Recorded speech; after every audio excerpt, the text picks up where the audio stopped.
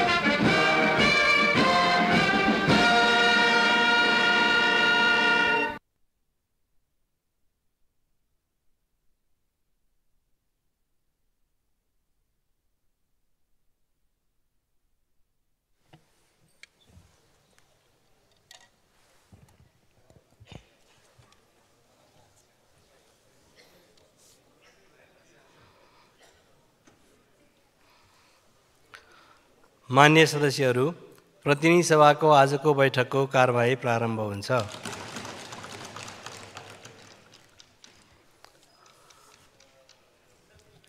मान्य सदस्यहरू, आज शून्य र विशेष समयको कार्यक्रम नरहेको व्यवहार जानकारी गराउँछु।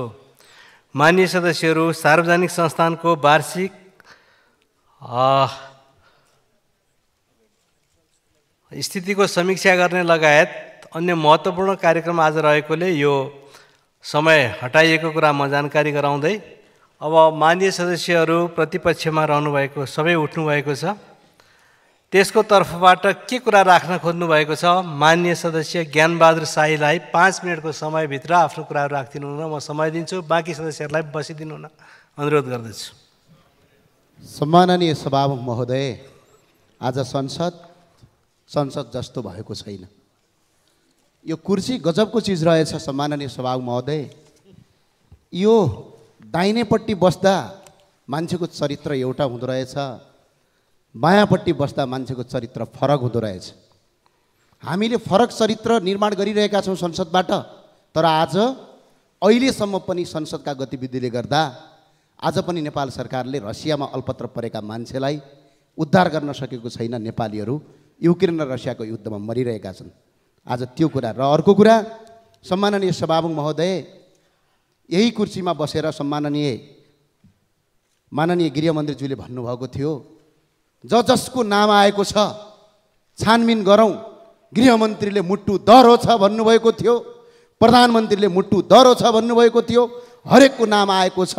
किन को मान्छेसँग किन डराएको सोधपुछ गर्न पनि गृहमन्त्री र प्रधानमन्त्री डराउने, यहाँ छानबिन गर्नु पर्यो भनेर गृहमन्त्री, यो मेरो शब्द होइन है, यहाँभन्दा 3 महिना मात्रै अगाडि गृहमन्त्रीले यहीँनिर बसेर बोल्नुभएको, म यहाँ पछाडि थिएँ।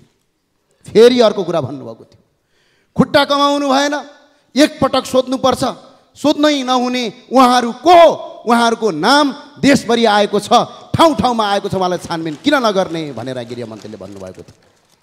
म आज भन्न चाहन्छु, यो मेरा शब्द होइनन्, यी माननीय गृहमन्त्रीज्यूले प्रतिपक्षमा भएर बोलेका शब्द हुन्।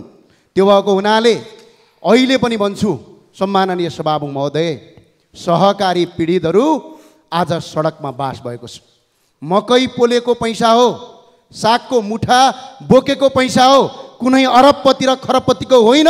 नेपाली जनतालाई मार्न पाउने अधिकार कसैको पनि छैन। सम्माननीय सभामुख महोदय, म आज क्वेसन गर्न चाहन्छु सरकार पक्षलाई। म अहिले फेरि भन्छु, माननीय गृहमन्त्रीज्यूको त्यही शब्दावली फिर्ता पठाउँदै भन्छु, मुट्टु छ कि छैन, डराएको हो, खुट्टा कमाएको हो, यो गृहमन्त्रीज्यूको अस्ति बोलेको कुरा फिर्ता पठाउँदै छानबिन समिति अब आवश्यक देखिन्छ। सम्माननीय सभामुख महोदय, यो संसदमा दुईटा कानुन छ कि एउटा कानुन छ? यदि कानुन दुईटा छ भने छिपछिपे सहकारीमा खाता खोले कि उहाँका ज्वाइँले लगेर गीता बस्नेतको कुरा गर्दैछु म यहाँ, छिपछिपे सहकारीमा उहाँको ज्वाइँले खाता खोल्नुहुन्छ, ज्वाइँले त्यो पैसा लगेर बर्दियाको कृष्णसार रेस्टुरेन्टमा लगानी गर्नुहुन्छ। गीता बस्नेत न सहकारीको सदस्य छ न त्यो कुनै पैसा लिने कुरामा तपाईँको उहाँले सिग्नेचर गर्नुभएको छ। पैसा लिनुहुन्छ, कृष्णसार रेस्टुरेन्टमा लगानी हुन्छ, संसदको एउटा सदस्य गीता बस्नेतलाई पक्राउ पूर्जी जारी हुन्छ। तर त्यस्तै गोर्खा मिडियामा पैसा आउँछ तर गृहमन्त्री पदमै बस्नुहुन्छ, छानबिन पनि गर्न नहुने। म भन्छु गीता बस्नेतलाई कारबाही हुनु हुँदैन भन्ने पक्षमा म छैन, गीता बस्नेतलाई पनि कारबाही हुनुपर्छ। त्यस्तै प्रवृत्ति अरू गर्ने भने ती सबै सांसद हुन् चाहे यो देशको प्रधानमन्त्री हुन्, सबलाई कारबाही गर्नुपर्छ। कानुन सबका लागि बराबर हुनुपर्छ। यो कुरा आज प्रक्रियाको विषयमा भएको छ। सम्माननीय सभामुख महोदय, आज देश धरातल अवस्थामा छ। आज जनताले एक रुपियाँ पाइ गरेर पैसा आज कति दिन सके सरकारमा आज पुग्दै गर्दा प्रतिपक्षमा हिजो एउटा बोली, आज सरकारमा अर्को बोली गर्ने हो भने म माननीय सदस्य गृहमन्त्रीज्यूलाई भन्न चाहन्छु, तपाईँ हामीलाई हेर्नुहोस्, जनताले भोट यिनै पुराना दलले काम गरेनन् भनेर यिनीहरूको विकल्पमा हालेको भोट हो। गृहमन्त्रीज्यू छानबिन समिति बनाउन दिनुहोस्, खुला गरिदिनुहोस्। दोषी भए तपाईँ कारबाही होला, निर्दोष भए तपाईँ फेरि यही संसदमा फेरि गृहमन्त्रीको रूपमा अगाडि आउनु होला। तपाईँलाई कसले रोक्न सक्छ? छानबिन समिति बनाउँदैमा, छानबिन समिति गर्दैमा दोषी र निर्दोष भन्ने कुरा हुँदैन। तर आज हामी नयाँ शक्तिहरूले पनि नाक देखाउने ठाउँ रहेन। के फरक भयो? हामी एकछिन इतिहास सम्झौँ त, के थियो हाम्रो पार्टी सङ्गठन, कुन ठाउँमा हामी थियौँ? जनताले यी पुराना दलहरूले गर्न सकेनन्, विकल्पको रूपमा उहाँहरू जानुपर्छ भने आउन्। तर अहिले संसद बाधक बनेको छ, छानबिन समिति आवश्यक छ। गृहमन्त्रीज्यूलाई भन्छु, अस्ति यहाँनिर बस्दाखेरि गरेको बोली आज त्यहाँनिर बस्दाखेरिको बोली फरक हुनु भएन। छानबिन समिति बनाउनु पर्यो, गृहमन्त्रीले यसको नेतृत्व गर्नु पर्यो, अगाडि बढ्न पर्यो र छानबिन समिति अगाडि बढेर अहिले पनि म अनुरोध गर्न चाहन्छु, सहकारीमा ठगी प्रकरणमा छानबिन समिति आवश्यक गर्नुहोस्। छानबिन समिति आवश्यक छ, छानबिन समिति बनाउनु पर्छ, जनतालाई न्याय दिनुपर्छ। हस्, जय राष्ट्रवाद, जय नेपाल। धन्यवाद सरकार। सभामुखज्यू। माननीय सदस्यहरू, आजको कार्यसूचीको क्रममा सामान्य हेरफेर गरेको बेहोरा जानकारी गराउँछु। माननीय सदस्यहरू, अब माननीय अर्थमन्त्री वर्षमान पुनलाई आर्थिक वर्ष 2080-81 को आर्थिक सर्वेक्षण र सार्वजनिक संस्थानको वार्षिक स्थिति समीक्षा 2081 पेश गर्न अनुमति दिन्छु। माननीय सदस्यहरू, आसन ग्रहण गरौँ र आर्थिक सर्वेक्षण र सार्वजनिक संस्थानको वार्षिक स्थितिको समीक्षा प्रतिवेदन पेश गर्न मैले अनुमति दिएको छु। त्यसैले वातावरण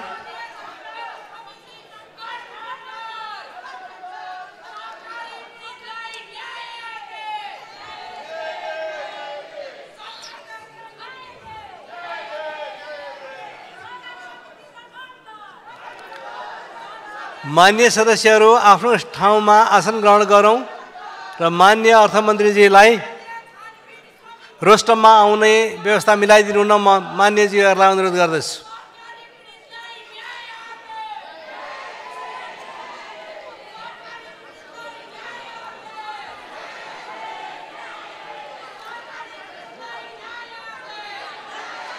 माननीय सदस्यहरू आफ्नो ठाउँमा आसन ग्रहण गरौँ। माननीय सदस्यहरू,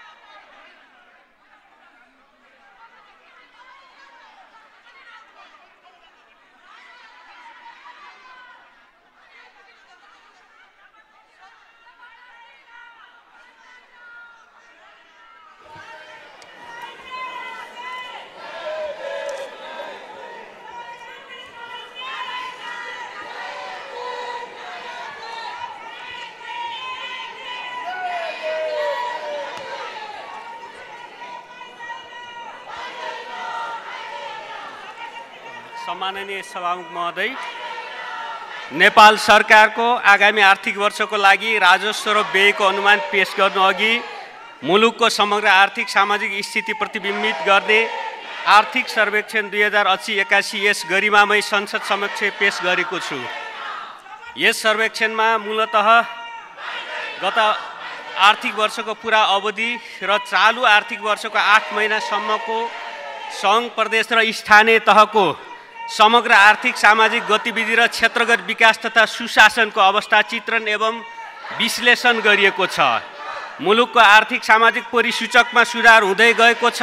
उत्पादनमूलक उद्योग र निर्माण क्षेत्रको उत्पादनमा आएको सङ्कुचनको बावजुद कृषि र सेवा क्षेत्रमा भएको विस्तारको कारण मुलुकको अर्थतन्त्र 3.9% विस्तार हुने अनुमान छ। प्रदेशगत रूपमा गण्डकी, बागमती, लुम्बिनी प्रदेशको आर्थिक वृद्धि दर राष्ट्रिय औसत भन्दा माथि रहने अनुमान छ। चालु आर्थिक वर्ष कुल लगानी 2.8%ले बढेर रु 17 खर्ब 41 अर्ब 48 करोड पुग्ने अनुमान छ। प्रति व्यक्ति आय 1456 अमेरिकी डलर पुग्ने अनुमान छ। चालु आर्थिक वर्षको फागुनसम्म औसत उपभोक्ता मुद्रास्फीति 6.08% रहेको छ। राजस्व परिचालनमा क्रमशः सुधार हुँदै गएको छ। चालु आर्थिक वर्षको फागुनसम्म सङ्घीय सरकारको राजस्व सङ्कलन 9.7%ले बढेर रु 6 खर्ब 39 अर्ब 5 करोड पुगेको छ। यस अवधिमा सङ्घीय खर्च 2.9%ले वृद्धि भई रु 8 खर्ब 1 अर्ब 58 करोड पुगेको छ। 2080 फागुनसम्म कुल सार्वजनिक ऋण रु 23 खर्ब 88 अर्ब 26 करोड पुगेको छ। कुल ऋण मध्ये आन्तरिक ऋण 49.6% र बाह्य ऋण 50.4% रहेको छ।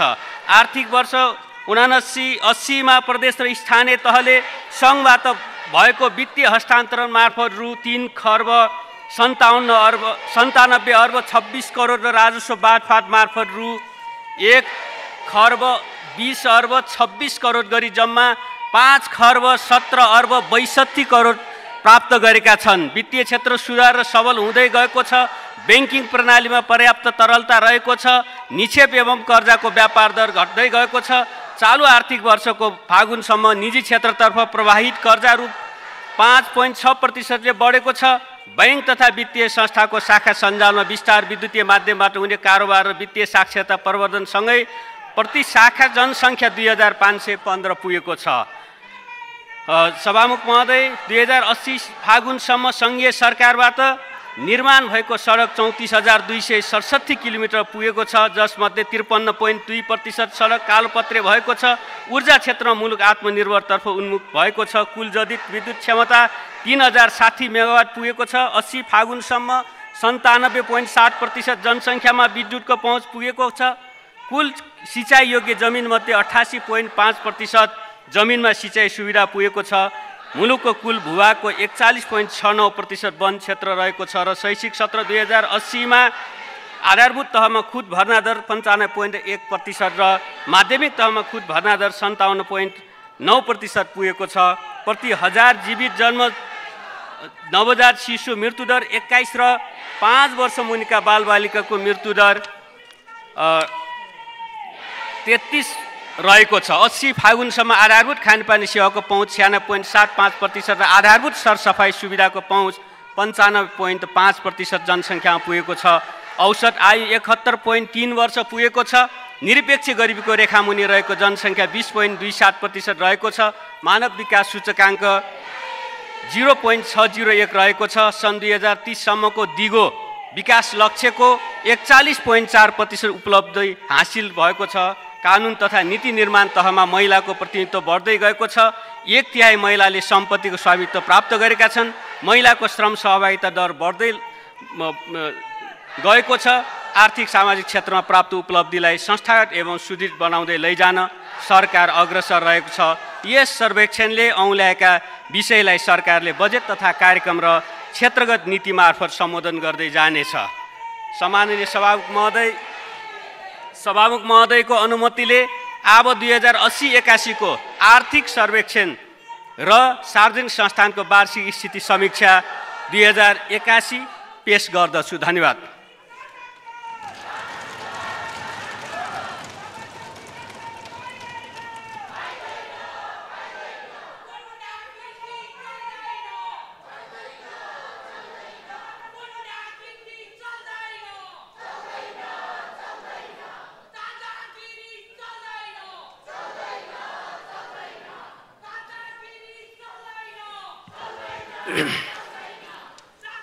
माननीय सदस्यहरू, अब सम्मानीय प्रधानमन्त्री पुष्पकमल दाहाल प्रचण्डलाई सम्मानीय राष्ट्रपति महोदयले 2081 जेठ 1 गते मङ्गलबार सङ्घीय संसदको दुवै सदनको संयुक्त बैठकमा गर्नुभएको सम्बोधनमा उल्लेखित आर्थिक वर्ष 2081-82 को नेपाल सरकारको वार्षिक नीति तथा कार्यक्रममाथिको छलफल प्रारम्भ गरियोस् भनी प्रस्ताव प्रस्तुत गर्न अनुमति दिन्छु।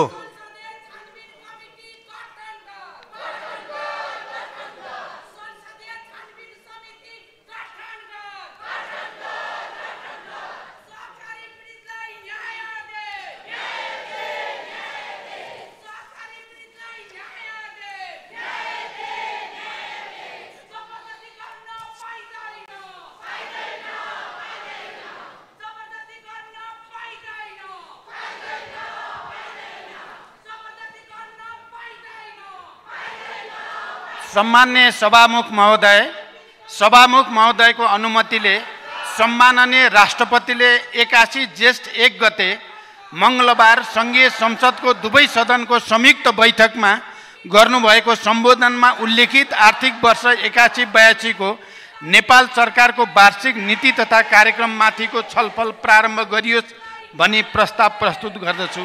धन्यवाद।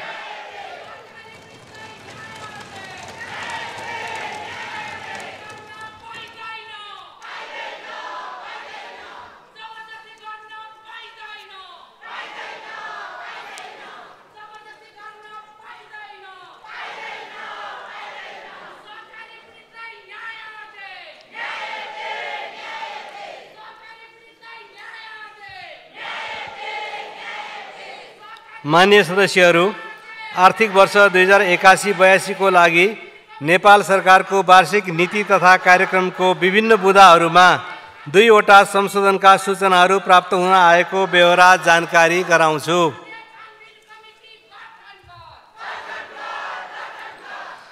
माननीय सदस्यहरू, अब संशोधनकर्ता माननीय सदस्य चित्रबहादुर केसीलाई आफ्नो संशोधन पेश गर्दै छलफलमा भाग लिन समय दिन्छु। समय 5 मिनेट। माननीय सदस्यहरूलाई सहजताको लागि आफ्नै आसनबाट उठेर कुरा राख्न पनि सक्नुहुनेछ। त्यसैले माननीय सदस्य चित्रबहादुर केसी त्यहीबाट पनि कुरा राख्न सक्नुहुन्छ।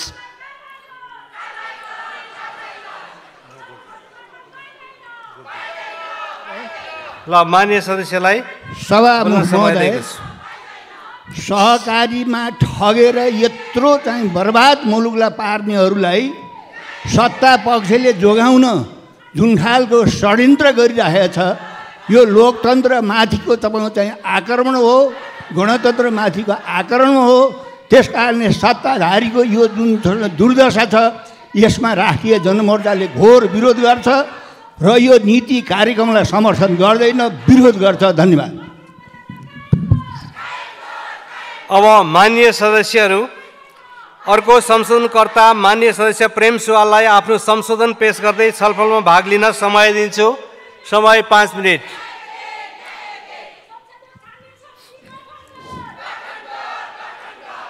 सभामुख महोदय, प्रजातन्त्रमा आफ्नो कुरा सबैले राख्न पाउनुपर्ने हो र संसदमा त झन् राख्नै पर्ने विषय हो। संसदमा प्रमुख प्रतिपक्षसँग समझदारी गरेर अगाडि बढाउन पाएको भए धेरै राम्रो हुने थियो र नीति कार्यक्रममा जति छलफल हुनुपर्ने हो त्यो नहुने देखियो र औपचारिकता मात्र पुरा गर्नु देश र जनताको हितमा हुने छैन र केही बुँदा हामीले नीति कार्यक्रममा समावेश गर्न संशोधन पेश गरेका छौँ। 2 नम्बर बुँदामा मानिसलाई शोषण गर्न नपाउने राजनीतिक र आर्थिक व्यवस्था बनाइनेछ थप्नको निम्ति संशोधन राखेको छु। 13 मा देशघाती सम्झौताहरू, सुगौली सन्धि, गोर्खा भर्ती, सन् 1950 को सन्धि, महाकाली सन्धि, फुकोट कर्णाली सन्धि, एमसीसी, बिमस्टेक, सौर्य गठबन्धन सम्झौता खारेज गरिनेछ लेख्नुपर्छ। बुँदा 14 मा मजदुर वर्गको सरकार गठन हुने समाजवादी व्यवस्थाको विषयलाई विद्यालय र विश्वविद्यालयको पाठ्यक्रममा राखी अध्ययन अध्यापन गराइनेछ लेख्नुपर्छ।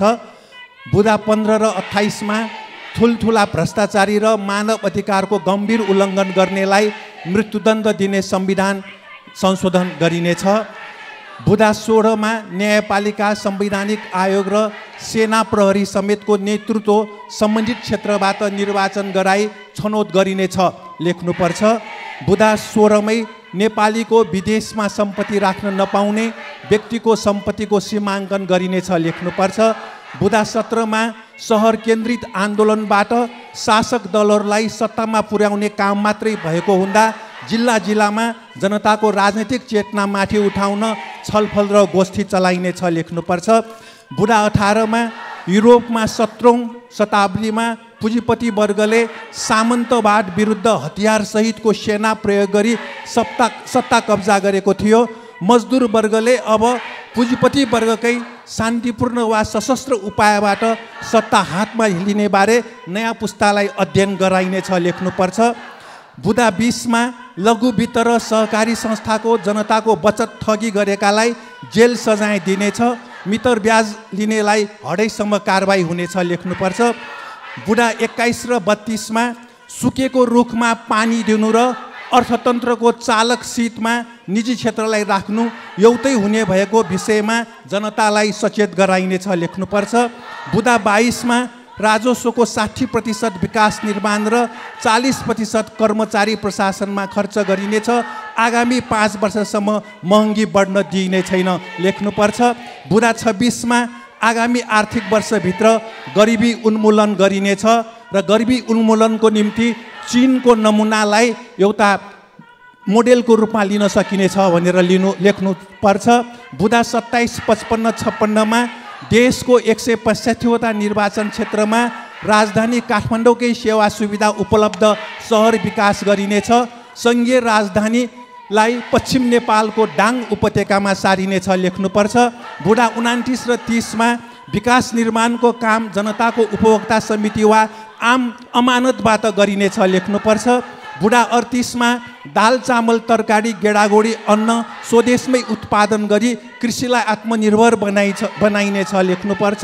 बुँदा 43मा 60 वर्ष नागेका किसान र मजदुरलाई कर्मचारी सरह निवृत्ति भरणको व्यवस्था गरिनेछ लेख्नु जरुरी छ। बुँदा 57मा व्यक्तिको नाममा दर्ता गरिएका सरकारी जग्गा, कमल पोखरी, नदी किनारा, पर्ती जग्गा पुनः सरकारी स्वामित्वमा ल्याइनेछ लेख्नुपर्छ।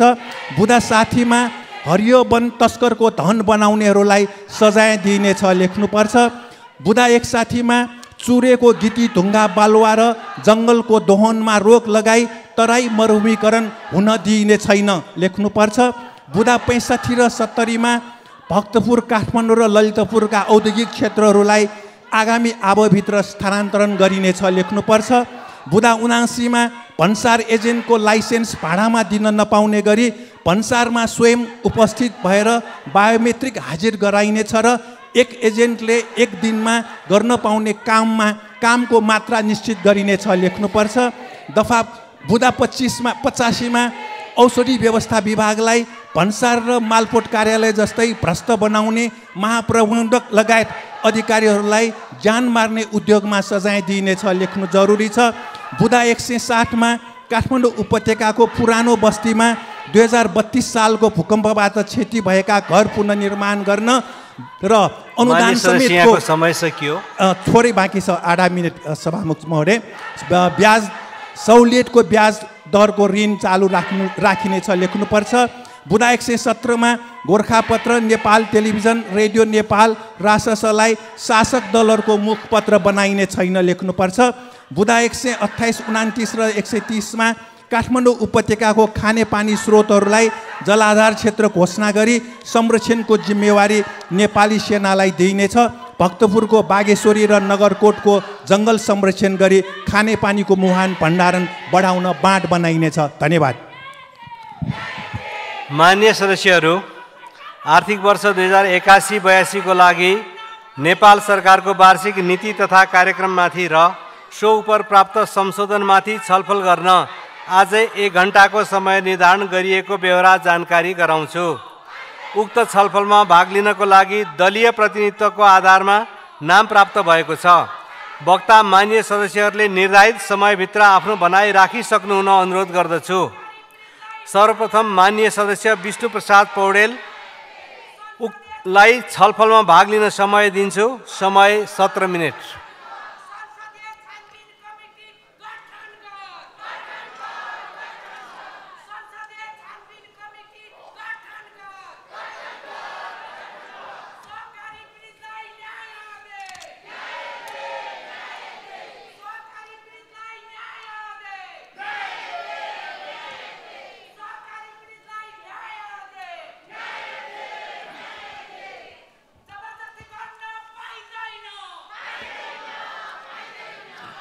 सम्मान्य सभामुख महोदय,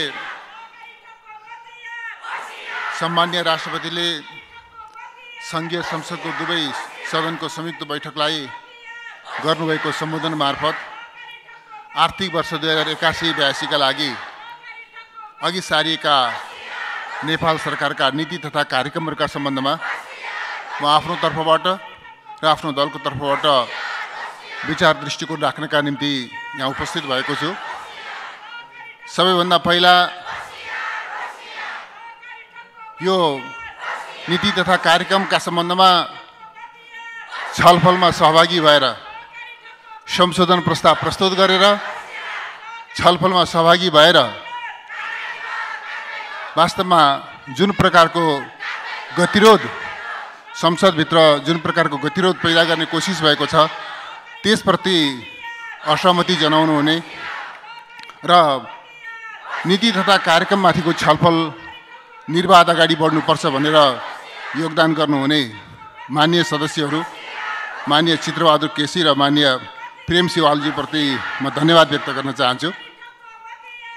र मलाई लाग्छ सभामुख महोदय, यो सरकारको नीति तथा कार्यक्रम सम्माननीय राष्ट्रपतिज्यू मार्फत व्यक्त भएको सरकारको नीति तथा कार्यक्रम यति राम्रो छ, यति महत्त्वपूर्ण छ कि प्रतिपक्षमा रहेका मान्य सदस्यहरूले ओयल घेरेर नारा लगाउनुभन्दा ताली बजाएर छलफलमा सहभागी भएर समर्थन गर्नुपर्ने प्रकृतिको यो छ भन्ने मलाई लाग्छ सभामुखले। यो नारा लगाउनु पर्ने, विरोध गर्नुपर्ने, ओयल घेर्नुपर्ने तहको होइन सभामुख महोदय, यो समर्थन गर्नुपर्ने, ताली बजाएर समर्थन गर्नुपर्ने र बुलन्दीका साथ समर्थन गर्नुपर्ने प्रकृतिको छ। सबैभन्दा पहिला यो नीति तथा कार्यक्रमप्रति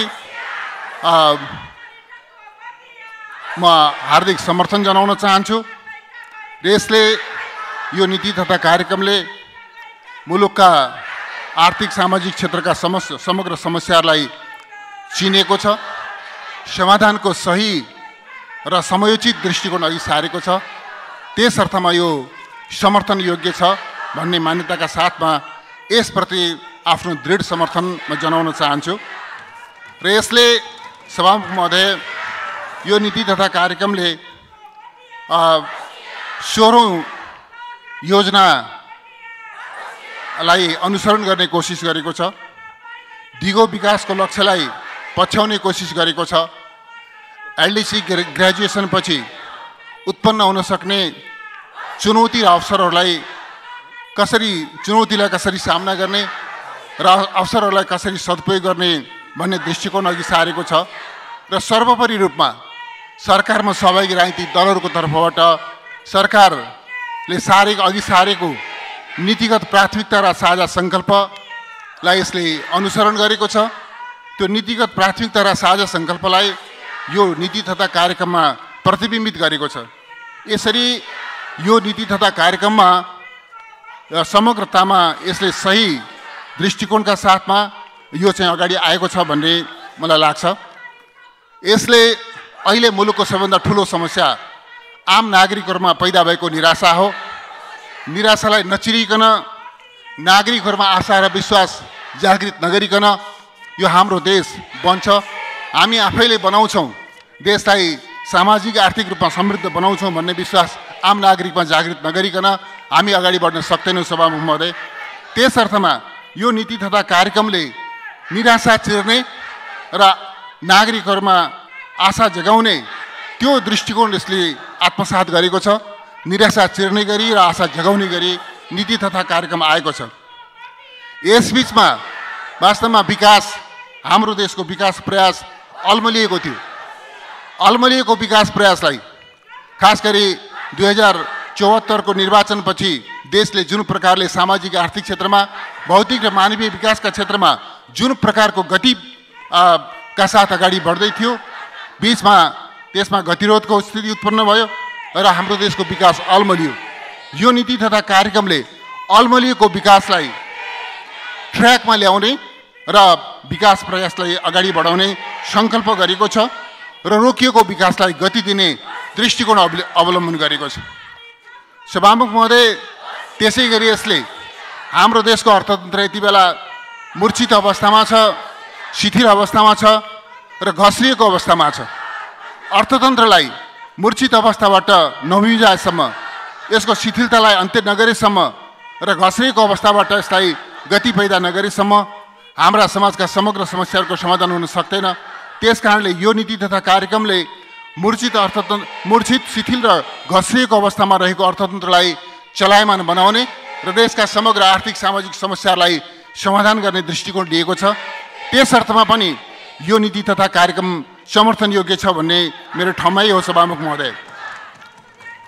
र यसले समग्रतामा भौतिक विकास र मानवीय विकासका समग्र पक्षहरूमा ध्यान दिएको छ। यसले समृद्धि, विकास, भौतिक विकास र मानवीय विकासलाई केन्द्रभागमा राखेको छ। समृद्धि, सामाजिक न्यायलाई केन्द्रभागमा राखेको छ र समाजवाद हाम्रो गन्तव्य हो भन्ने कुरा यो नीति तथा कार्यक्रमले ठम्ब्याएको छ। समाजवादलाई हामीले नेपाली सन्दर्भमा समृद्ध नेपाल, सुखी नेपाली भन्दै आएका छौँ। नेपाली सन्दर्भको समाजवाद समृद्ध नेपाल, सुखी नेपाली हो भन्ने हामी सबैको साझा मान्यता छ। यस मान्यतामा कुनै एउटा दल मात्रै होइन, सबै राजनीतिक दलहरू र आम नागरिक पनि यो निष्कर्षसँग सहमत भएको मैले पाउँछु सभामुख महोदय। त्यसै गरिकन यस नीति तथा कार्यक्रमले पनि समृद्ध नेपाल, सुखी नेपालीको राष्ट्रिय आकाङ्क्षालाई केन्द्रभागमा राखेर त्यो आकाङ्क्षा पुरा गर्ने, त्यो सङ्कल्पका साथमा यो नीति कार्यक्रम आएको छ। यसले संविधान कार्यान्वयन गर्ने, संहितालाई सबलीकरण गर्ने, लोकतन्त्रलाई सुदृढ तुल्याउने दृष्टिकोण अवलम्बन गरेको छ। उत्पादन र उत्पादकता वृद्धि गर्ने, रोजगारी सृजना गर्ने, फराकिलो र दिगो आर्थिक विकास गर्ने, समावेशी आर्थिक विकास गर्ने, यस प्रकारको दृष्टिकोण अवलम्बन गरेको छ। यसले नागरिक मैत्री शासन र भ्रष्टाचार नियन्त्रण र सुशासनमा विशेष रूपमा जोड दिएको छ। नागरिक मैत्री शासनको महत्त्वलाई, भ्रष्टाचार नियन्त्रण र सुशासनको महत्त्वलाई यसले गम्भीरतापूर्वक महसुस गरेको छ र त्यसका प्रति यो प्रतिबद्ध रहेको छ। यसले राष्ट्रिय स्वाभिमानको, राष्ट्रिय स्वाधीनताको रक्षा, स्वाभिमानको रक्षाको प्रश्नलाई पनि उच्च महत्त्वका साथ अगाडि सारेको छ र यसले सँगसँगै करदाताको व्यावसायिक लागत घटाउने गरिकन कर प्रणालीमा सुधार गर्ने दृष्टिकोण अवलम्बन गरेको छ। आन्तरिक ऋणको प्रयोगलाई पुँजी निर्माणका निम्ति मात्रै प्रयोग गर्ने यो नीति तथा कार्यक्रमले एउटा महत्त्वपूर्ण दृष्टिकोण के अघि सारेको छ भन्दाखेरि हामी अब आन्तरिक ऋण, जो आन्तरिक ऋण लिन्छौँ, त्यो आन्तरिक ऋणको प्रयोग पुँजी निर्माणका लागि र उत्पादन वृद्धिका लागि मात्रै प्रयोग हुनेछ भनेर एउटा सर्वथा उचित दृष्टिकोण यसले सारेको छ।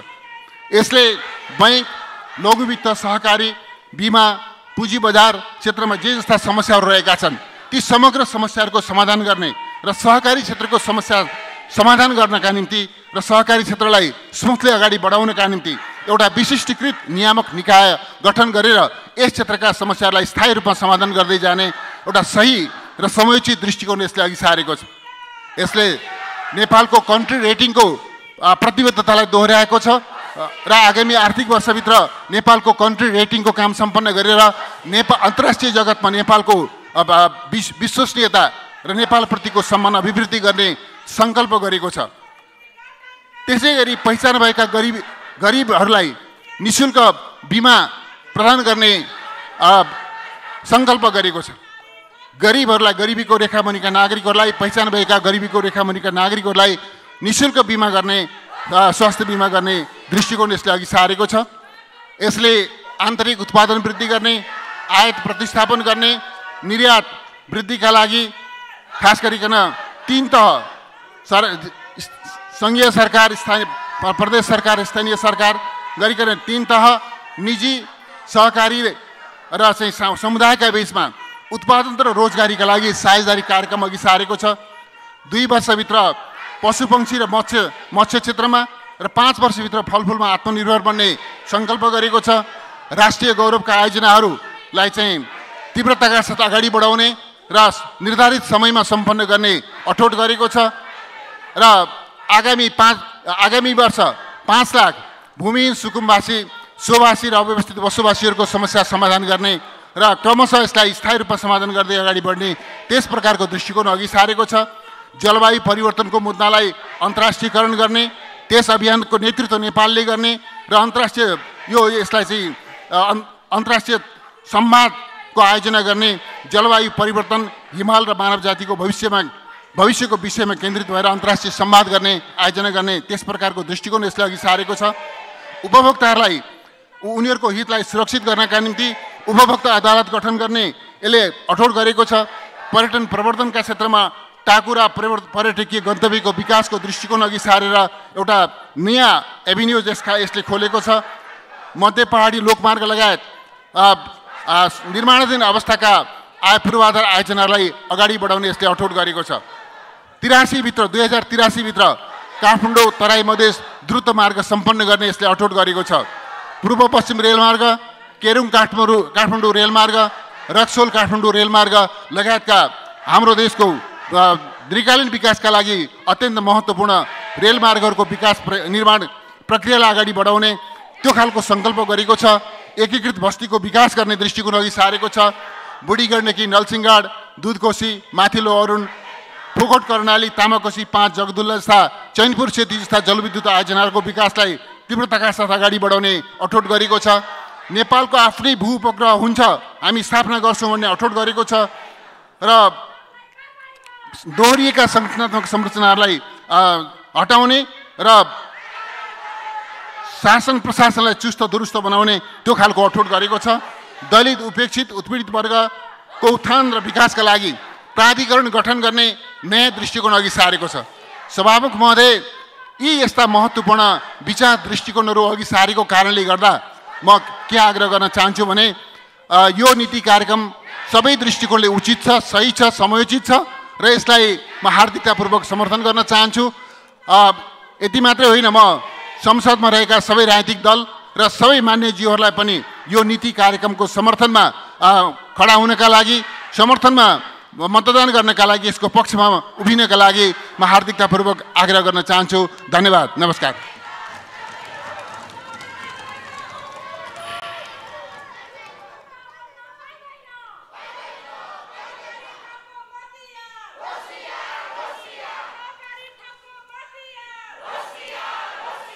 अब माननीय सदस्य श्री जनार्दन शर्मालाई म छलफलमा भाग लिन समय दिन्छु। समय 7 मिनेट।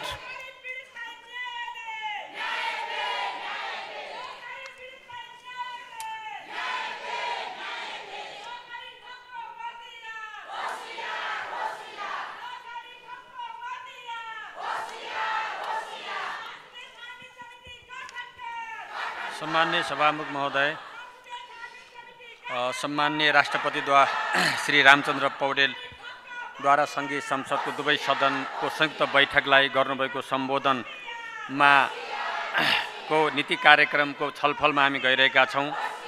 संसदमा अहिले भइरहेको गतिरोध अन्त हुन नसक्दा संसदीय कार्यभार पुरा गर्न हामीलाई कठिन भइरहेको छ र जसबाट राष्ट्रमा थप सङ्कट बढ्ने, जनतामा असन्तोष बढ्दै जाने भएकाले गतिरोध अन्त गर्न हामी सबै आफ्नो ठाउँबाट सबैले सकारात्मक ढङ्गले पहल गरौँ भन्ने अपिल गर्न चाहन्छु।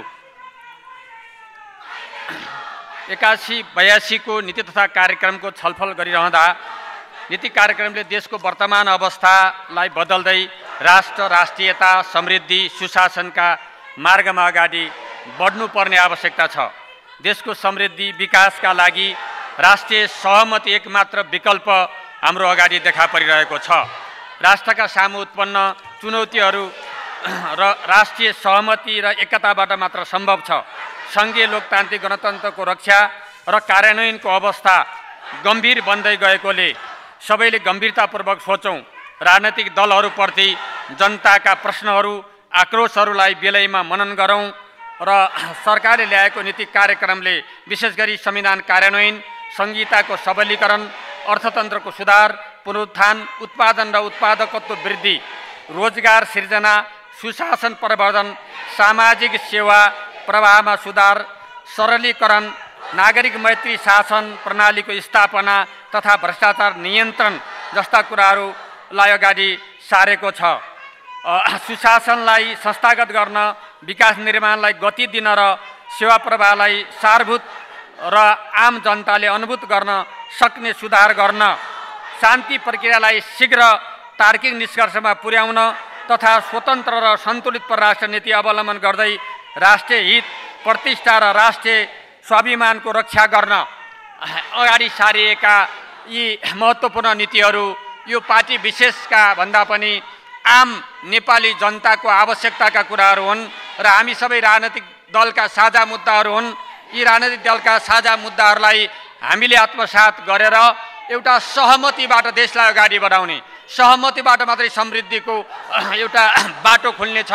हामी सुशासन स्थापना गर्न सक्नेछौँ र जनताका आक्रोशहरूलाई, जनताका आवश्यकताहरूलाई हामी सम्बोधन गर्न सक्नेछौँ। अन्यथा देशमा ठुलो सङ्कट, राजनीतिक समस्या, चुनौतीहरू खडा भइरहेका छन्। यसलाई भोलि पश्चाताप गर्नुपर्ने अवस्था सिर्जना हुन सक्छ। फेरि पनि यो नीति कार्यक्रमले अगाडि सारेका महत्त्वपूर्ण यी 4 कुरा मैले बताएँ, यी 4 कुराहरूलाई सम्बोधन गर्न राष्ट्रिय सहमतिमा अगाडि बढ्न हार्ने अपिल गर्छु। धन्यवाद।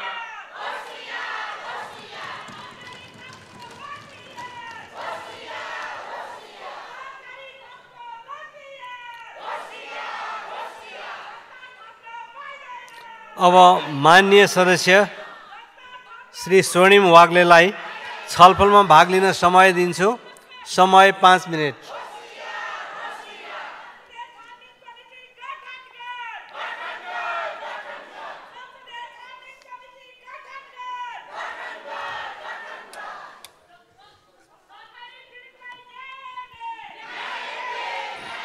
सम्माननीय सभामुख महोदय,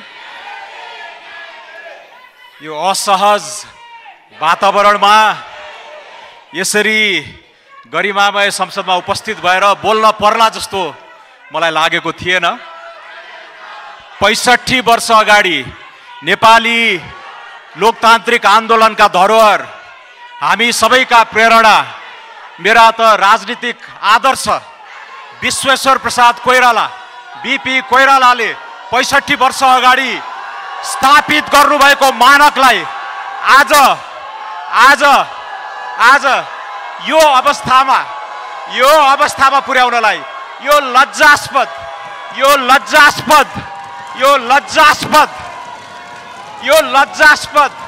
यो औचित्यहीन विरोधप्रति मेरो घोर खेद छ।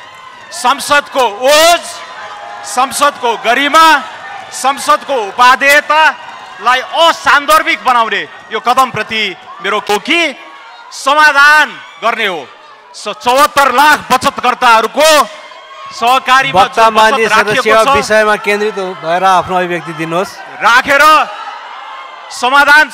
समाधान उन्मुख हुने हो कि व्यक्ति केन्द्रित भएर खराब नजिर बनाउनेतिर नै हो मूल मुद्दा। संसदीय छानबिन समावेश बनाउनको लागि सहमति भइसकेको छ। यो औचित्यहीन, यो कर्मकाण्डी विरोधको कुनै सान्दर्भिकता छैन। यहाँ टिओआरमा नेगोसिएसन चलिरहेको छ।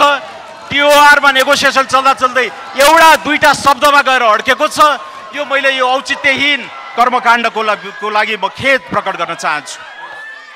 100 दिन अगाडि मान्य सदस्य आफ्नो विषय केन्द्रित भएको छ। अनुरोध गर्छु। यहाँ सम्माननीय प्रधानमन्त्री पुष्पकमल दाहालले पहिलोपटक विश्वासको मत माग्दै गर्दाखेरि हामीले जे धारणा राखेका थियौँ त्यो धारणा यथावत नै छ।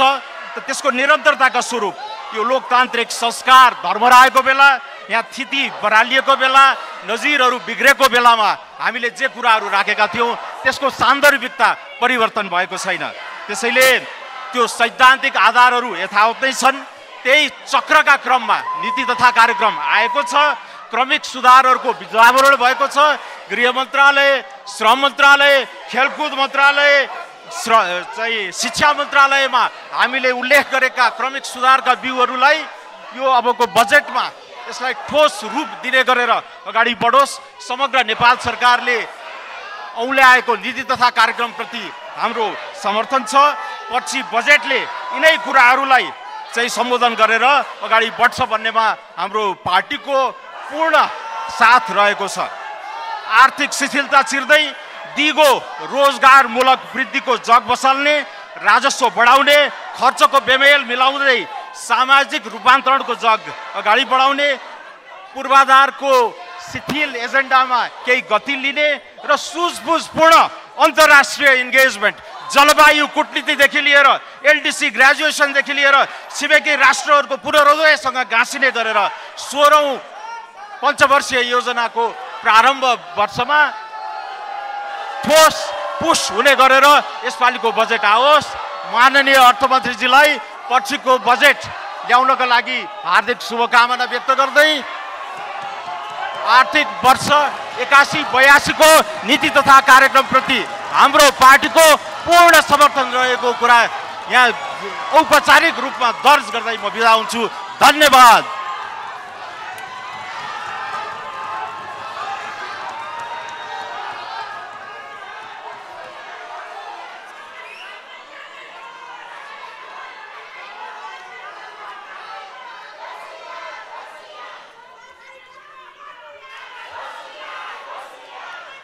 माननीय सदस्य वीरेन्द्र प्रसाद महतोलाई उक्त छलफलमा भाग लिन समय दिन्छु।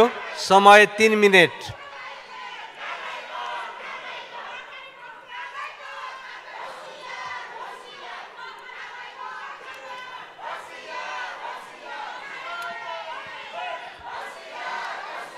सम्मानीय सभामुख महोदय, नेपाल सरकारको आर्थिक वर्ष 2081-82 को नीति तथा कार्यक्रमले केही हदसम्म सबै क्षेत्रलाई सम्पेको जस्तो मलाई लागेको छ। नीति तथा कार्यक्रममा संविधान कार्यान्वयन, संघीयताको सबलीकरण, अर्थतन्त्रको सुधार, उत्पादन र उत्पादकत्व वृद्धि, रोजगारी सृजना, सुशासन, सार्वजनिक सेवामा प्रवाह सुधार तथा भ्रष्टाचार नियन्त्रण लगायतका विषयहरू प्राथमिकतामा राखेको देखिन्छ। साथै सरकारको नीति तथा कार्यक्रममा आर्थिक समृद्धिको आधार तय गर्ने लक्ष्य लिएको छ र आर्थिक समृद्धिका आधारहरू स्तम्भहरू पनि प्रस्तुत गरेको हुँदा समग्र नीति तथा कार्यक्रम राम्रो देखिन्छन्। तर विगतमा जस्तै कार्यक्रमहरूको कार्यान्वयन पक्ष कमजोर नहोस् भन्ने अपेक्षा गर्दछु। देशको गम्भीर आर्थिक सङ्कट तथा यसले नेपाली जनजीवनमा सृजना गरेको जर्जर तनावपूर्ण अवस्थाको महसुस गरेका छौँ। परिस्थिति नजिकबाट निहाल्दा बुझ्दा अत्यन्त कठिन र संवेदनशील छ भन्ने देखिन्छ। तर यो नीति र कार्यक्रम आजको गम्भीर अवस्थाप्रति कतिको उत्तरदायित्व बन्न सक्यो, आर्थिक सङ्कटको यस ऐतिहासिक क्षणमा कतिको जिम्मेवार बन्न सक्यो र उक्त सङ्कटको समाधानका लागि सरकारको उच्च प्राथमिकताको विषय बन्न सक्यो कि सकेन भन्ने प्रश्न महत्त्वपूर्ण छ। हाम्रो देशको बाह्य सूचकहरू फिक्स reserve, balance of payment, trade डिफिसिटमा केही सुधार देखिए तापनि आयातमा गरिएको नियन्त्रणबाट सृजना गरिएको परिस्थिति सुधार हो। तर अर्थतन्त्रको भित्र पाटोलाई हेर्दा, उद्योग धन्दा कल कारखाना बन्द हुँदै गरेको स्थिति हेर्दा, राज्य सङ्कलनमा देखिएको चुनौती र ग्यापलाई हेर्दा, लाखौँको सङ्ख्यामा काम गर्ने युवा शक्तिको प्लान भएको हेर्दा, ब्याङ्किङ प्रणालीमा देखिएका समस्याहरू हेर्दा, एफडिआईको अवस्था तथा पुँजी निर्माण गर्ने नेप्सको स्थिति हेर्दा साँच्चीकै नै नेपाली जनजीवन दिन प्रतिदिन अझ बढी कष्टकर भयावह अवस्थामा गुज्रिरहेको अनुभव हुन गएको छ। राजस्व र चालु खर्चको बढ्दो ग्याप झन् डरलाग्दो बढ्दै गएको देखिन्छन्। सरकारको अपरेटिङ खर्च धान्नलाई पनि सरकारका राजस्व सङ्कलनले नपुगेर आर्थिक तथा बाहिर बोरिङ गर्ने अवस्थामा छ। राजस्व सङ्कलन र खर्चको ग्याप यसरी नै बढ्ने गयो भने बजेट डिफिसिटको आर्थिक वर्षको अन्तमा करिब 400 अरबको हाराहारी पुग्ने देखिन्छ। सरकार मात्र होइन, यो पुरा सङ्घीय सदनको आजको मुख्य प्राथमिकता भनेको देशमा उत्पन्न बेरोजगारी, विदेश पलायन, व्यापार व्यवसाय ठप भएको अवस्था र त्यसमा सुधार ल्याउनको लागि ठोस नीति कार्यक्रम तत्काल एक्सन प्लान सहित अघि बढ्नुपर्ने अवस्था देखिन्छन्। वार्षिक रूपमा करिब 1200-1300 अर्ब भित्रिन आएको रेमिटेन्सको पैसालाई क्यापिटल क्रिएट गर्ने नयाँ पूर्वाधार निर्माण गरी प्राइभेट पब्लिक पार्टनरसिपको मोडलमा गेम चेन्जिङ प्रोजेक्टहरूलाई निर्माण गर्न सकिन्छन्। रेमिटेन्स भित्राउने पैसालाई लगानी गरेर आइपिओ मार्फत लगानीकर्ताहरूलाई अझ बढी प्रतिफल दिन जरुरी छ। पर्यटक प्रबन्धन, कृषि क्षेत्रमा लगानी, सूचना प्रविधि र बेरोजगारीमूलक क्षेत्र ध्यान आकर्षण गर्नुपर्ने स्थिति देखिन्छन्। नेपाल सरकारको मन्त्रालयहरूबीच एक आपसमा समन्वयता समस्या रहेको, वन विन्डो प्रणाली नरहेको, कार्यालय नै महिनैसम्म फाइल हातमा बोकेर दौड्नुपर्ने अवस्था अझै विद्यमान रहेको, त्यसर्थ डिजिटल प्रणाली प्रयोग गरी एउटा कामलाई एउटै मन्त्रालयबाट सहजीकरण गरी वन विन्डो प्रणाली कामहरू सम्पन्न गर्नुपर्ने व्यवस्था गर्नुपर्ने छ। एउटा सरकारको अर्को सरकारले अपनत्व नलिने, नयाँ सरकारले कार्बनतिर भन्दा पनि अप्ठ्यारो सिर्जना गरेको, असजिलो बनाउने, शङ्काको दृष्टिकोणले हेर्ने, समर्थन नगर्ने जस्ता कारणले निर्णय गर्ने काम टुङ्गोमा पुर्याउने कुरामा चुनौती देखिन्छ। शिक्षा तथा स्वास्थ्यलाई उच्च प्राथमिकतामा राखी देश बाहिर उच्च शिक्षा हासिल गर्न जाने युवाहरूका लागि स्वदेशमा नै गुणस्तरीय शिक्षा तथा स्वास्थ्यका पूर्वाधारहरू निर्माण गर्नुपर्नेमा सरकार अग्रसर हुनुपर्ने देखिन्छन्।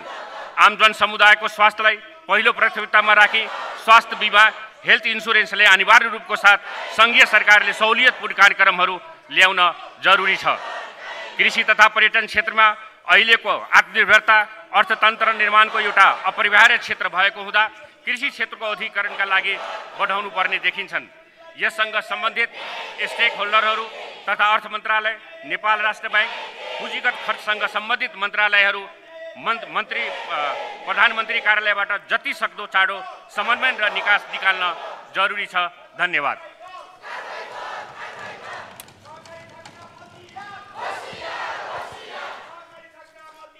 माननीय सदस्यहरू, सम्माननीय राष्ट्रपतिको सम्बोधनमा उल्लेखित आर्थिक वर्ष 2081-82 को लागि नेपाल सरकारको वार्षिक नीति तथा कार्यक्रममाथिको छलफलमा माननीय सदस्यहरूले बोल्ने क्रम यही समाप्त हुन्छ।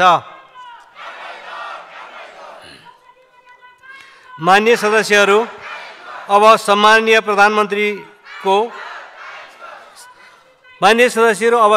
प्रधानमन्त्री पुष्पकमल दाहाल प्रचण्डलाई सम्माननीय राष्ट्रपतिले 2081 जेठ 1 गते मङ्गलबार सङ्घीय संसदको दुवै सदनको संयुक्त बैठकमा गर्नुभएको सम्बोधनमा उल्लेखित आर्थिक वर्ष 2081-82 को नेपाल सरकारको वार्षिक नीति तथा कार्यक्रममाथिको छलफलको क्रममा उठेका प्रश्नहरूको जवाफ दिन अनुमति दिन्छु।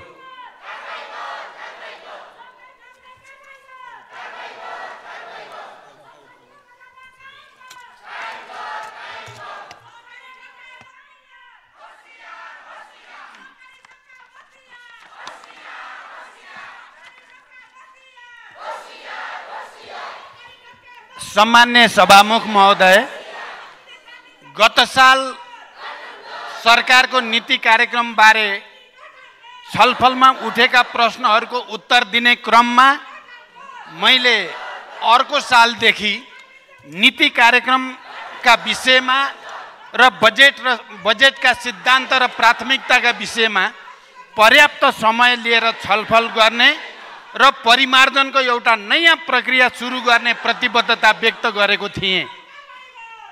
आज 1 वर्षपछि फेरि अर्को नीति कार्यक्रमबारे छलफल गर्दै गर्दा सदन अवरोधको जो स्थितिको बिचमा मैले सदनमा उठेका प्रश्नहरूको जवाब दिनु परेको छ, मलाई बडो नमिठो पनि लागेको छ, बडो दुःखको पनि महसुस भएको छ। र म के भन्न चाहन्छु भने हामीले यो स्थितिको अन्त्य गर्नै पर्दछ। सभामुख महोदय, मैले केही दिनदेखि लगातार राजनीतिक दलहरूसँग, प्रतिपक्ष दलका नेताहरूसँग छलफल आयोजना गरिरहेको छु र यो गतिरोधको अन्त्य गर्नको निम्ति प्रयास भइरहेको छ र हामी सहमति र समझदारीको धेरै नजिक पुगेको पनि बेला बेलामा महसुस पनि हामीले गरेका छौँ। यहाँहरूलाई थाहै छ, आज बिहान मात्रै पनि मैले नेपाली कङ्ग्रेसका सभापति लगायतका नेताहरूसँग बुढा नीलकण्ठमा नै पुगेर, सभापतिजीको घरमै पुगेर पनि सहमतिको निम्ति प्रयास गरेको छु र मलाई के आशा छ भने आज र भोलिसम्म बजेट वक्तव्य पढ्ने बेलासम्म सहमति र समझदारी बन्नेछ भन्ने म विश्वास व्यक्त गर्न चाहन्छु किनकि हामी त्यसको नजिकै छौँ। अहिले भर्खरै यहाँ पूर्व वक्ता कतिपय मान्य सदस्यहरूले खास गरी राष्ट्रिय स्वतन्त्र पार्टीको तर्फबाट मान्य स्वर्णिम वाग्लेले छानबिन समिति बनाउन हामीलाई आपत्ति छैन भन्नुभएको छ र संसदीय छानबिन समिति बनाउने कुरामा सबैको सहमति भइ नै सकेको छ। अब त्यसको टिओआर बनाउने कुरामा सबैले सकारात्मक र लचकता प्रदर्शन गर्दा मलाई लाग्छ आज बेलुकासम्म या भोलि बिहानसम्म समझदारी हुन सक्छ र प्रधानमन्त्रीको हैसियतले मैले त्यो समझदारी कायम होस् भन्नको निम्ति निरन्तर प्रयास गरेको म जानकारी गराउन चाहन्छु।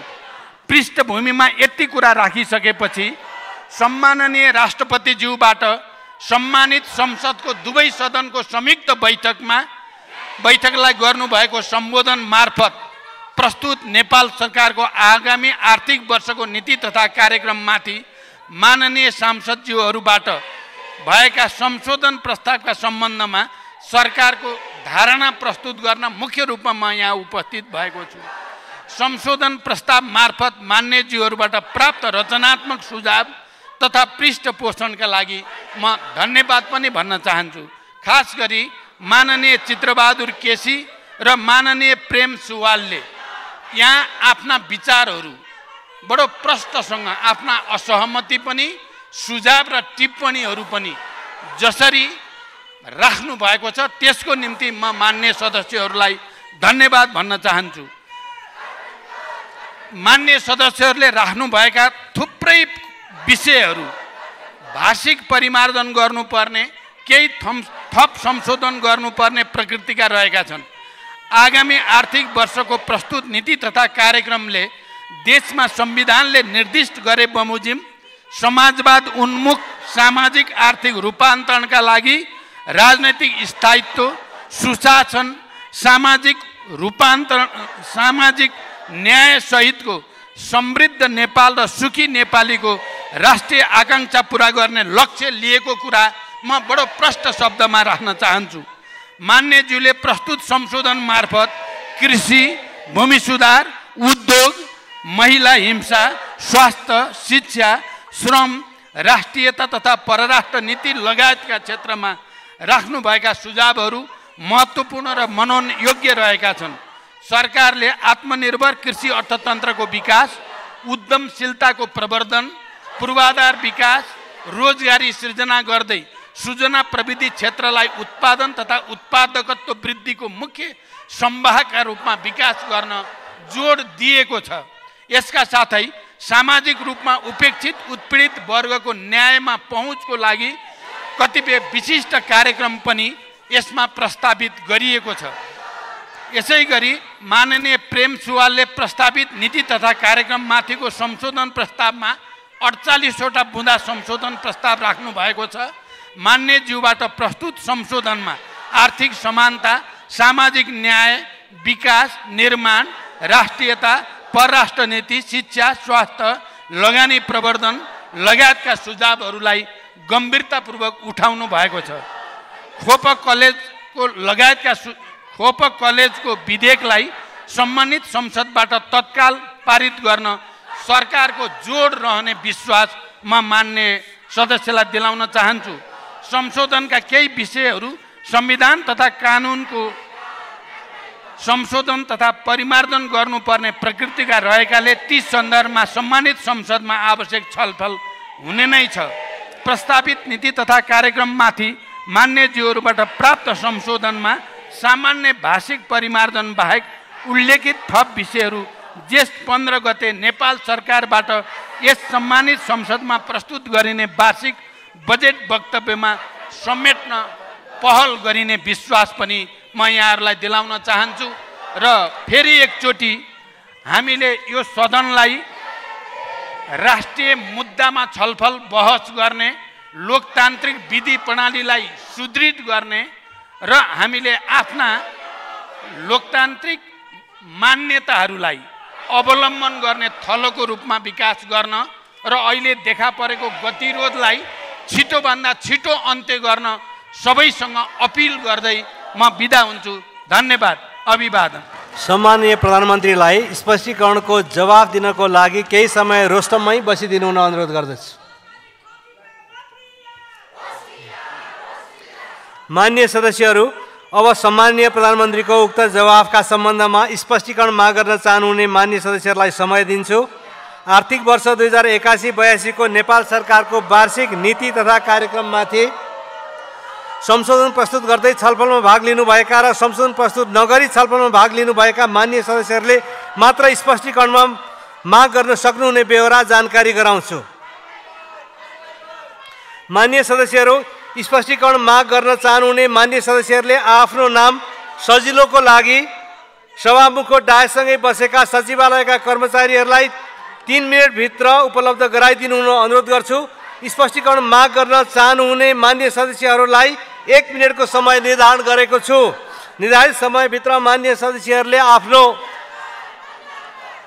स्पष्टीकरण माग गर्न म अनुरोध गर्दछु।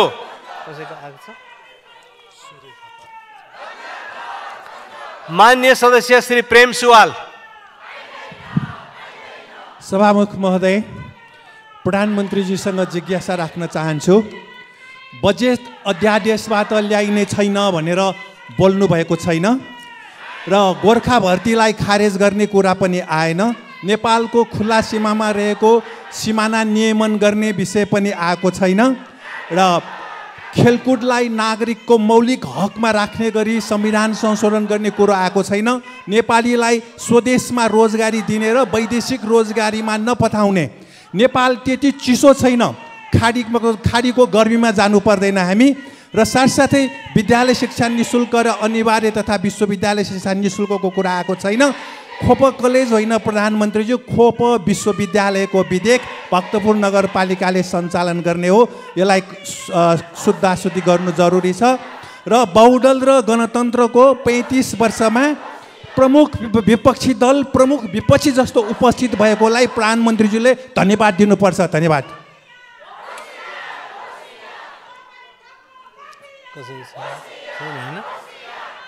माननीय सदस्यहरू, अब सम्माननीय प्रधानमन्त्री पुष्पकमल दाहाल प्रचण्डलाई उक्त स्पष्टीकरणको क्रममा उठेका प्रश्नहरूको सम्बन्धमा स्पष्ट पार्न अनुमति दिन्छु। माननीय सदस्य प्रेम सुवालले उठाएका कयौँ विषयको बारेमा त अघि भर्खरै मैले स्पष्ट पारेको छु। खोप कलेजको बारेमा पनि मैले मान्य सदस्यको कन्सर्नलाई मैले सम्बोधन गरेको छु। अन्य विषय जे मान्य सदस्यले अहिले उठाउनु भएको छ त्यसमा सरकारको गम्भीर ध्यानाकर्षण भएको कुरा म स्पष्ट गर्न चाहन्छु। धन्यवाद। सम्माननीय प्रधानमन्त्रीलाई आसन ग्रहण गर्न अनुमति दिन्छु।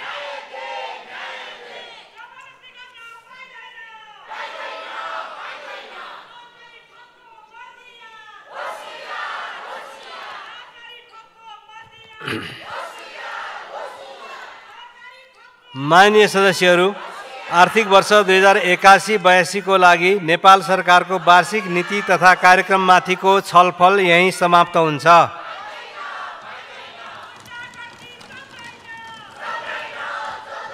माननीय सदस्यहरू, अब आर्थिक वर्ष 2081-82 को नेपाल सरकारको वार्षिक नीति तथा कार्यक्रममाथिका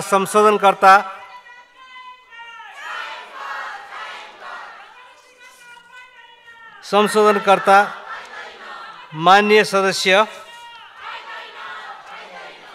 चित्रबहादुर केसीलाई आफ्नो संशोधन फिर्ता लिन चाहनुहुन्छ भने म समय दिन्छु। सरकारले सहकारी ठगलाई चाहिँ पक्षपोषण गरेर जोगाउन लागेको बेलामा प्रस्ताव चाहिँ लिने होइन, सहकारी ठगलाई सरकारले कारबाही गर्नुपर्छ। सरकार सतर्क हुनुपर्छ। यति हो मेरो कुरा। धन्यवाद। माननीय सदस्य चित्रबहादुर केसीले आफ्नो संशोधन फिर्ता लिन नचाहनु भएकोले उक्त संशोधनहरूलाई निर्णयार्थ प्रस्तुत गर्दछु। यो प्रस्तावको पक्षमा हुने मान्य सदस्यहरूले हुन्छ भन्नुहोला र यसको विपक्षमा हुने मान्य सदस्यहरूले हुन्न भन्नुहोला। यो प्रस्तावको पक्षमा हुने मान्य सदस्यहरूले हुन्छ भन्नुहोस्। यो प्रस्तावको विपक्षमा हुने मान्य सदस्यहरूले हुन्न भन्नुहोस्। हुन्न भन्ने पक्षका मान्य सदस्यहरूको बहुमत भएकोले मान्य चित्रबहादुर केसीले आर्थिक वर्ष 2081-82 को नेपाल सरकारको वार्षिक नीति तथा कार्यक्रममाथि पेश गर्नुभएको संशोधन बहुमतले अस्वीकृत भएको घोषणा गर्दछु। मान्य सदस्यहरू, अब आर्थिक वर्ष 2081-82 को नेपाल सरकारको वार्षिक नीति तथा कार्यक्रममाथिका संशोधनकर्ता मान्य सदस्य प्रेम सुवाललाई आफ्नो संशोधन फिर्ता लिन चाहनुहुन्छ भने फिर्ता लिन समय दिन्छु। सभामुख महोदय, प्रधानमन्त्रीजीको जवाफमा केही छुट्यो। जन्मको आधारमा विदेशीलाई नेपाली नागरिकता दिइएको र तिनका छोराछोरीलाई जन्मको आधारमा वंशजको नागरिकता दिएकोलाई खारिज गर्नुपर्ने उठाएका थियौँ। राष्ट्रसङ्घमा रुसको विरुद्ध मत दिएको फिर्ता लिनुपर्ने र प्यालेस्टाइनलाई 194 सदस्य बनाउनु पर्ने विषय राखेको प्रश्न जवाफ आएन। यसकारण म आफ्नो संशोधन फिर्ता नलिने जानकारी गराउन चाहन्छु। धन्यवाद। मान्य प्रेम सुवालले आफ्नो संशोधन फिर्ता लिन नचाहनु भएकोले उक्त संशोधनहरूलाई निरार्थ प्रस्तुत गर्दछु। यो प्रस्तावको पक्षमा हुने मान्य सदस्यहरूले हुन्छ भन्नुहोला र यसको विपक्षमा हुने मान्य सदस्यहरूले हुन्न भन्नुहोला। यो प्रस्तावको पक्षमा हुने मान्य सदस्यहरूले हुन्छ भन्नुहोस्। यो प्रस्तावको विपक्षमा हुने मान्य सदस्यहरूले हुन्न भन्नुहोस्। हुन्न भन्ने पक्षका मान्य सदस्यहरूको बहुमत भएकोले मान्य प्रेम सुवालले आर्थिक वर्ष 2081-82 को नेपाल सरकारको वार्षिक नीति तथा कार्यक्रममाथि पेश गर्नुभएको संशोधन बहुमतले अस्वीकृत भएको घोषणा गर्दछु।